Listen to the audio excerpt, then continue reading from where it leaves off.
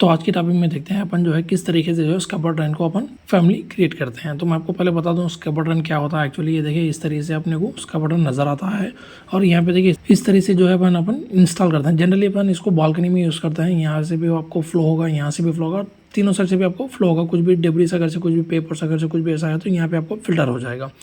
तो चलिए अपन इसको देखते हैं किस तरीके से अपन जो है एग्जैक्टली अपन यहाँ पे फैमिली क्रिएट करते हैं। तो यहाँ पे देख सकते हैं ये जैसे डायमेंशंस लेके मैंने प्रिपेयर किया है। यहाँ पे कुछ भी पैरामीटर क्रिएट नहीं किया हूँ क्योंकि आपको यहाँ पे जनरली आपको 3 इंच या 4 इंच का ही अपने को स्कैपर ड्राइन यूज़ होता है। तो जैसे आपको यहाँ पे अपन इसके कनेक्टर्स को जो है 3 इंच और 4 इंच को अपन कर लिए तो काफ़ी है। तो डायमेंशन तो सेम ही रहेंगे दोनों पे। ये 2 टाइप्स का आता है, यहाँ पे एक डाउन आएगा, एक पे एक साइड आएगा। तो अपने प्रोजेक्ट पे अपन जो है डाउन लेके अपन इसको यूज़ करते हैं अपने प्रोजेक्ट। तो चलिए एक्चुअली अपन देखते हैं किस तरीके से जो है अपने फैमिली को क्रिएट करते हैं।